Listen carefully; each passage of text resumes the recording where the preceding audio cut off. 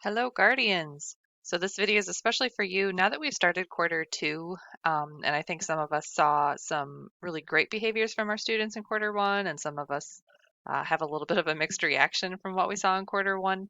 I wanted to give you an overview of what we're doing here in this particular week, but also how we can really ensure success. Now that we know we're moving to remote learning, at least for the near future here, there's some very particular things that we need to see our students doing that will ensure success, not just in my class, but in all their classes. So, first of all, this is a rundown of a weekly tracker that they're going to see. If they haven't already opened it up, this is a very short week. We only have Monday and Tuesday where we're assigning work, which is great because I think some of our students are in a position where they have a bit of catching up to do from the first week of the quarter. I was really hoping for everyone to be on the ball that first week. And you know what? It did not turn out that way for some of our folks. So before we get into the tracker, let's talk about the assignments that you're seeing on the Skyward report as of week 11. So a couple things to point out to you when you look at a Skyward report that I email to you or even just in Skyward itself for Algebra 2. W11 represents week 11. So that way a student or the teacher or you guys can quickly identify, where is this coming from? If you see a lot of zeros from week 11, then you know something happened in week 11. And just to be clear, I enter all the grades on Sunday. That doesn't mean everything, should be done Saturday night. The students should be completing work every single day as dictated by the tracker. The official due date in Google Classroom occurs on Sunday because that's when I actually go and enter the grades. I do want to give a little bit of grace to the kids as far as like not getting points taken away, but they should be completing things every single day and turning things in every single day. So, two categories that you should be looking at. We have the summative category, which is the majority of the grade, 90%, and then work completion and practice, which is 10%. This week we had a couple of exit tickets, and as long as the student did one of the exit tickets and it had to be done that day, I gave them the points for it. Generally speaking, in the week, we're going to see two exit tickets, one on Tuesday and one on Thursday. And again, they have to be done on that day. The whole point of the exit ticket is to get feedback for the next day. So I had a few students who tried to turn them in late, and I just didn't accept them. They didn't necessarily get a zero because of that. If they turned in one of the exit tickets, they got their point. All right, Delta Math practice, of course, went into work completion and practice. But you'll see a few things in summative. So we had our three main quizzes this week, three different topics, three separate quizzes. And then, of course, our tracker was in the summative category. I had several students who never turned in their tracker, and I don't know what happened there.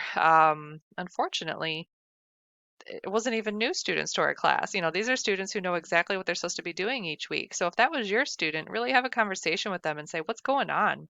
The tracker, which we'll look through in a moment, remember it's a daily task list and it should be updated every single day because you're completing those tasks every single day.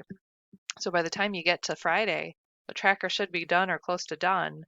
That's why I'm allowing them the weekend to kind of tie up some loose ends and then I start grading on Sunday morning. Now, speaking of the quizzes, if the score is not where you want it to be, the students have the option to request a retake. In order to do that, they go onto Google Classroom and they fill out what's called a request to retake. And it's a Google slide presentation, a very small one. They click on it, it forces them to make a copy, and then there's instructions on it as soon as they open it. I'm going to ask them to do things like, give me proof that you watched the lesson and took the notes. Give me proof that you practiced this. Tell me what else you need from me to be successful. Do you need more work on a certain topic? And then the student and I will move forward from there. But the student has to fill out that request for retake. It's not just a free for all of, hey, I tried the quiz, it wasn't great. What we're finding is a lot of students are just not doing what they're supposed to be doing during the week. And, how are you going to learn it if you don't even watch the lesson? So that's what we really need to stop. And I'm not saying that your particular student is doing that. It's just something to think about. All right, so here's some tips from Mrs. Meyer and myself about how to ensure success as we work from home because that's a challenge. We all know that. So think of it this way. If your student was in class and I would have, 33 students in my classroom, I would do the lesson, we'd stop, and then there might be some independent work time at the end of it. If it was block scheduling, it would be very similar to what we're doing now. So much instruction, stop and do independent work time, ask the teacher questions when you need it. Well, the problem is if I'm in the classroom and your student is off task, I walk over to their desk, tap on their desk or whatever I need to do to get their attention, and they're back on track. Or if your student starts independent work time and they have a question right away, they get it answered because I'm right there. Well, now that we're not physically in the same room, this becomes more challenging. So here's the options for your student as far as like getting help. Well, number one, we're in the Google Meets at the beginning of the hour. We usually stay there for about 20 to sometimes 30 minutes, which leaves your student with, about an hour of independent work time. I keep the meets open the entire time. So students come back and ask questions. They just click on the meets like they normally would, and I'm sitting there waiting. They say, Abruzzo, I got a question, and then I come back and answer. Sometimes I work through problems with them, and sometimes it's just a quick question. The other way that students can ask quick questions, I'm kind of skipping around here, but there's something called Google Chat, which is the equivalent of instant messaging. It's just within the Google Suite setting. Um, I've had a lot of success with students using Google Chat as opposed to email. I think it's just something that resonates a little better with them because it's so immediate. For me, it pops up on my phone, and for a lot of students, it does the same thing. So that's a really easy way for us to message back and forth about issues. I've had students, take a picture of a problem and send it to me, and then I, write a message back to them right away. So that works out great. And I encourage you as guardians, you can use Google Chat if you have a Gmail as well as a way to message all the teachers, I believe. I'm not very savvy with some of the Google things, but I think as long as you have a Gmail, you can use that. All right, so ideally what happens is your student is sticking to the school bell schedule. So for Algebra 2, I'm making up this time because not all of you are in this class, but your student would be starting Algebra 2 at, 11:05 or 11:10, whatever the time is that we start class. We have our meets until, let's say, 11:30, and then I unofficially dismissed them at that point to go work on their tracker work. Well, the problem we're facing is some students go, "Great, she released she released me." And then they go work on something else, something totally not related to algebra. So imagine how silly that is as far as building momentum. We just worked through a lot of preview and review material and got them all ready and excited to do the next lesson, the next step, and then they just drop it and they go and do literature, or they, even worse, go play video games. So somehow you guys at home need to ensure that they're really sticking to that schedule. We drop out of the meets, okay, that's all right, once it's over, but then you got to continue and do your math. So, it's not a, oh, she released me and then I get to do what I want. No, she released you so you can go work independently. But then remember that we're still there for support. Now, another thing that I really want to make you aware of as a parent, a guardian, is we really need students using the Harlem Chromebook. So it's not like an ownership issue. We have a really great program that they purchased for our district. It's called Lightspeed, and this goes all the way down to the elementary level. The teacher, and this, okay, I'm going to be honest, it sounds a little creepy, but the teacher can see what browser tab the child is in right now. So if they're using a Harlem issued device, a Chromebook, I can see that they're working on, watching the lesson. I can see that they're working on Delta Math. And yes, of course, that's great because I can monitor them, but that's not really the purpose for me. The purpose for me is that when I see a student is on Delta Math and they're having trouble with a problem, I can contact them either through Lightspeed or through one of the other methods that we have to contact and say, hey, I see you're stuck on that. Can I help you?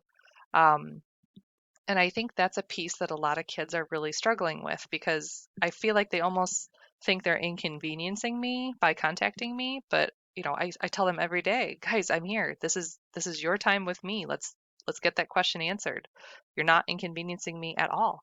So I think using a Harlem device so that way we can monitor their progress through Lightspeed would be fantastic.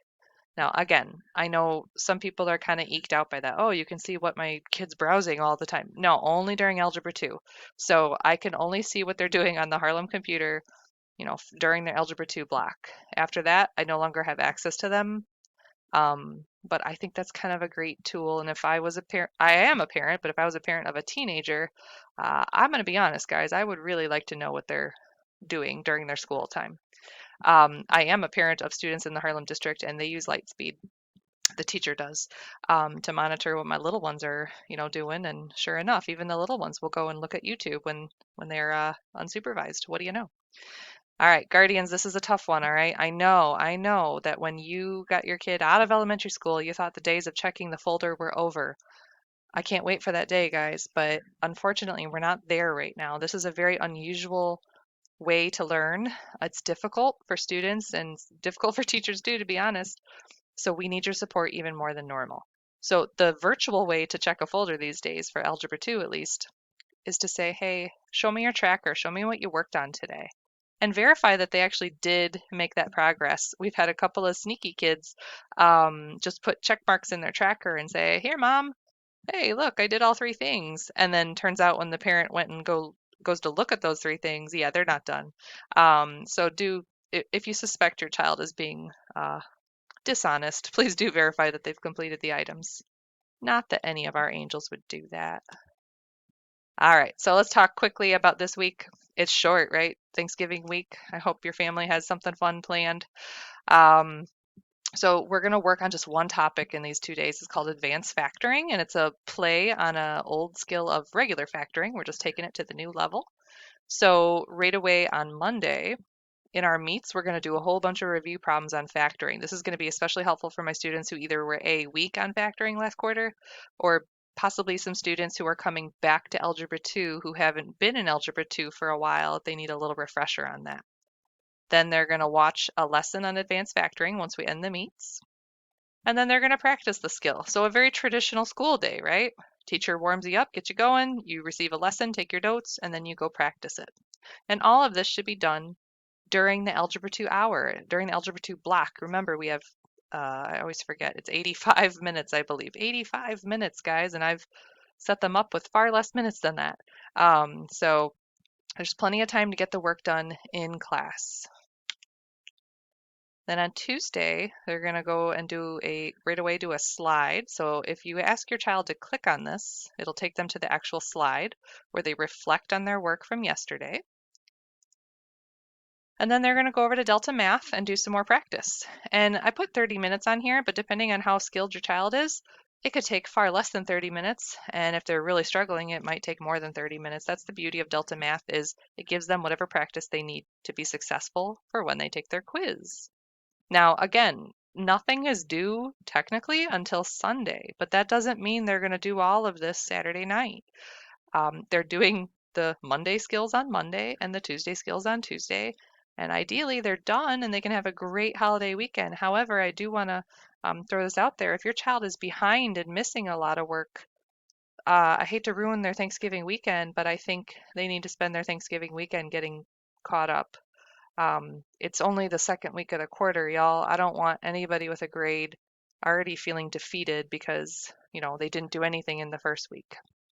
So you guys are our partners. Mrs. Meyer and I are so thankful for all the communication that we have with each other. Email, of course, is great. We check our email all the time. We're going to need you guys to keep checking your email all the time as well, especially now that I'm going to be working from home because I have my own two students at home. So that should be fun. But I don't have a phone that I can call you from. I'll try to figure out a way to use like an internet phone number. Um, if we need to call and talk on the phone. But, we talked about Google Chat being an option and also email is always a great option. All right, I hope everyone has a great Thanksgiving weekend. Gets a little bit of normalcy in your life. And I hope to hear from y'all soon. Thank you so much.